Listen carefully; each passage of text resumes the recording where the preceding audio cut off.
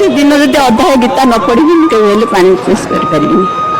ତ ପ୍ରଭୁ କହିଲେ ତୁ କାହିଁ ଏତେ କଷ୍ଟ କରୁଛୁ, ମୁଁ ପୁରା ସବୁବେଳେ ଅଛି ତୋ ପାଖରେ ହସି ହରି ଉଠୁଛି ମୋର। ଠାକୁରଙ୍କୁ ନେଇକି ଅନେକ ଲୋକଙ୍କର ଅନେକ ଅନୁଭୂତି ରହିଛି। ସେ ଅନୁଭୂତି ରଖିବାକୁ ଆମ ସହିତ ବାଣ୍ଟିବା ପାଇଁ ଆମଙ୍କ ନିକଟରେ ଆମର ଅନ୍ୟତମ ଅତିଥି ଉପସ୍ଥିତ ଅଛନ୍ତି। ଆସନ୍ତୁ ଶୁଣିବା ତାଙ୍କଠାରୁ। ମାଉସୀ ପ୍ରଣାମ, ଆପଣଙ୍କର ପରିଚୟ ଟିକେ ଦେବେ? ହଁ, ରେଣୁବଳା ମହାନ୍ତି। ଆଚ୍ଛା ମାଉସୀ, ଆପଣ ମନ୍ଦିରକୁ ସବୁଦିନ ଆସନ୍ତି? ଆଜ୍ଞା, କାର୍ତ୍ତିକ ମାସରେ ଆସେ, ଆଉ ସବୁବେଳେ ଆସେ। ସବୁ ଏକାଦଶୀ 24 ଏକାଦଶୀ ବି କରେ। ଏଇ ପ୍ରଭୁଙ୍କର ଚେତନା, ପ୍ରଭୁଙ୍କର ଚିନ୍ତାଧାରା, ପ୍ରଭୁଙ୍କୁ ଜାଣିବା ଶୁଣିବା, ତାଙ୍କ ବିଷୟରେ ଆମେ ଭାବିବା ପିଲା ଦିନରୁ ଆମର ଆମ ଘରେ ମଧ୍ୟ ବାପା ଜେଜେବାପା ଜେଜେମା ସେମାନେ ସବୁବେଳେ ଘରେ ଭାଗବତ ଆମର ପଢ଼ା ହୁଏ। ଆଉ ସେତେବେଳେ ଏମିତି ନଥିଲା ଯେ ଠାକୁରଙ୍କର ଜଗନ୍ନାଥଙ୍କର ମୂର୍ତ୍ତି ଗାଁରେ ରହି ସବୁ ଗାଁରେ ପୂଜା ପାଉନଥିଲେ, କିନ୍ତୁ ସବୁବେଳେ ସେମାନେ ଭାଗବତକୁ ପାଠ କରନ୍ତି, ଗୀତା।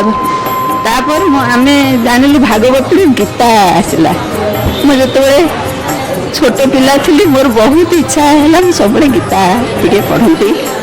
ଏମିତି ଭାବି ଭାବି ସବୁବେଳେ ଗୀତା ମୋର ଏମିତି ଇଏ ହେଇଗଲା, କୌଣସି ଦିନ ଯଦି ଅଧ୍ୟାୟ ଗୀତା ନ ପଢ଼ିବି ମୁଁ କେବେ ହେଲେ ପାଣି ମିସ୍ କରିପାରିବିନି। ଏକାଦଶୀ କରେ ଆଜ୍ଞା ମୁଁ ଯିବି ପ୍ରଭୁଙ୍କୁ ପୁରୀରେ ଦର୍ଶନ କଲେ ସେଇଠି ଜଳ ତୁଳସୀ ପାଇବି ଆସିବି। ଏମିତି ମୋତେ ଥରେ ପ୍ରଭୁ କହିଲେ ତୁ କାହିଁ ଏତେ କଷ୍ଟ କରୁଛୁ, ମୁଁ ପୁରା ସବୁବେଳେ ଅଛି ତୋ ପାଖରେ ହସି ହରି ଉଠୁଛି ମୋର। କିନ୍ତୁ ତଥାପି ଯାଏ, ଟ୍ରେନରେ ଯାଏ। ବାବୁ ରେଲୱେ ସର୍ଭିସ୍ କରିଛନ୍ତି, ଜେନେରାଲ ସେକ୍ରେଟାରୀ ଥିଲେ ବିଆର ମହାନ୍ତି। ଆଉ ସେଥିପାଇଁ ଏତେ କିଛି କଟକଣା ନଥାଏ।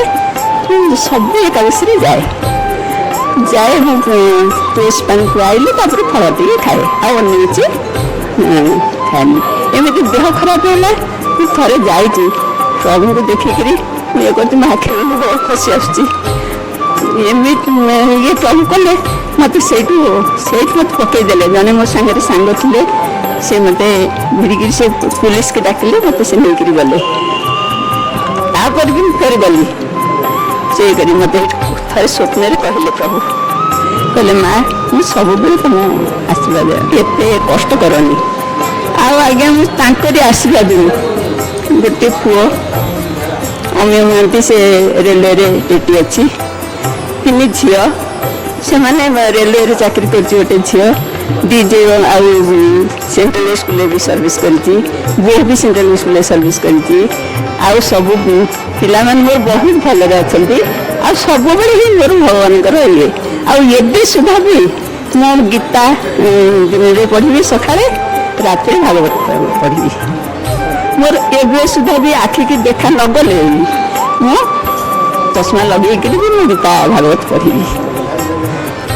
ପ୍ରଭୁଙ୍କ ଇଚ୍ଛା, ମୁଁ ଏବେ ଥରେ ଡାକିଲି, ମୁଁ କହିଲି ପ୍ରଭୁ ଏତେ ମୁଁ ଆପଣଙ୍କୁ ଡାକି ଦେଇକି ମୋ ଆଖି ଖରାପ ହେଲାନି, ଟିକେ ଦେଖା ହେଲାନି, ଆପଣ ମୋତେ ଏମିତି କଲେ ମୁଁ ଏ ଶେଷ ସମୟରେ ଆପଣଙ୍କୁ ଟିକେ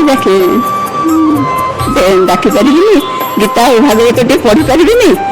ଏବେ ଦେଖନ୍ତୁ ଏମିତି ନା ଗୋଟେ ଆଖି ଅପରେସନ୍ କଲି, ତାପରେ ମେଡ଼ିସିନ ପକେଇକିରି ଏବେ ମୁଁ ପୁରା ସକାଳେ ଗୀତା, ସନ୍ଧ୍ୟାରେ ଭାଗବତ ପଢ଼ିପାରୁଛି। ଏତିକି ମୋର ଇଏ ପ୍ରଭୁଙ୍କ ପାଖରେ ବହୁତ ଇଏ। ଗୋଟେ ସ୍ୱପ୍ନରେ ମୁଁ ଦେଖିଲି ଏମିତି ବାବୁଙ୍କ ଦେହ ଖରାପ ହେଲା, ସ୍ୱପ୍ନରେ ଦେଖିକିରି ରୋଷେଇ କରିଦେଲି, ଥୋଇଦେଲି।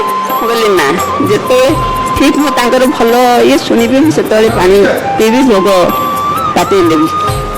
ଆଜ୍ଞା ଆପଣ ବିଶ୍ୱାସ କରିବେନି, ମୁଁ ଏମିତି ଦୀପାଳି ଅଖଣ୍ଡ ଲାଗିଛି, ମୁଁ ଟିକେ ଆଖି ପଡ଼ିଯାଉଛି। ତା ମା ଆସିକିରି ମୋତେ ହଲେଇ ଦେଇକିରି ଡାକୁଛନ୍ତି, ମା ଯାଅ ତୁମେ ପାଣି ପିଅ। କହିଲି ମା ଆପଣ କେମିତି ଆସିଲେ? ବାବା ଏମିତି ପଚାରୁଛି ନା, ବାବା ବାହାରେ। ମୁଁ ଦୌଡ଼ି ଆସିଲି, ବାବା ଛିଡ଼ା ହେଇଛନ୍ତି। ମୁଁ ମୁଣ୍ଡିଆ ମାରୁଛି, ବାବୁକୁ ମୁଣ୍ଡିଆ ମାରୁଛି ବାବା। ତାପରେ ଦେଖିଲା ବେଳକୁ ନାହାନ୍ତି। ସେଇଠି ବସିକି ମୁଣ୍ଡିଆ ମାରିଲି, ମୁଣ୍ଡିଆ ମାରିକି ଆସିଲି। ଗୋଟିଏ ଅନ୍ନ ନେଇକି ପାଟିରେ ଦେଇ ପାଣି ଟିକେ ପିଇଲି, ବସିଲି। ପ୍ରକୃତ ତାପରେ ଆସିଲେ ବାବୁଙ୍କ ପାଖରୁ ଜଣେ ଲୋକ, ବାବୁ ଠିକ୍ ଅଛନ୍ତି ମା? ସେ ଜାଣିଛନ୍ତି ଦେହ ଭଲ ନ ରହିଲେ ମୁଁ କିଛି ଗ୍ରହଣ କରିବିନି। ଆଉ ନିହାତି ଭାବରେ ଜଗନ୍ନାଥ ବୁଝନ୍ତି ଭକ୍ତର ମନ କଥା ସବୁବେଳେ। ଆଉ ମୋ ପିଲାମାନଙ୍କୁ ସତ କଥା ଆଜ୍ଞା, 3 ଝିଅ ଭଲରେ ଅଛନ୍ତି, ପୁଅ ବି ଭଲରେ ଅଛି, ବୋହୂ ବି ଆସିଛି, ସିଏ ବି ବହୁତ ଭଲ। ଆଉ ସେ ସେଣ୍ଟ୍ରାଲ ସ୍କୁଲରେ ସର୍ଭିସ୍ କରିଛି, ତାର ପୁଅଟିଏ ଝିଅଟିଏ। ଆଉ ସମସ୍ତଙ୍କୁ ଭଲରେ ରଖିଛନ୍ତି ପ୍ରଭୁ। ଯେ ଆପଣଙ୍କର ସବୁ ମନୋକାମନା ପୂରଣ କରିଛନ୍ତି ପ୍ରଭୁ। ସବୁବେଳେ ମୁଁ ଚାହୁଁଛି ପ୍ରଭୁ ମୋର ଜୀବନ ଶେଷ ମୁହୂର୍ତ୍ତ ବି ଆପଣଙ୍କ ପାଖରେ ଏମିତି ଭଲରେ ଏତିକି ମୋର ଦରକାର। ଗୋଟେ ଥର ମାଉସୀ ଆଉ ଥରେ ଜୋରରେ ଜୟ ଜଗନ୍ନାଥ କୁହନ୍ତୁ। ଜୟ ଜଗନ୍ନାଥ, ଜୟ ଜଗନ୍ନାଥ।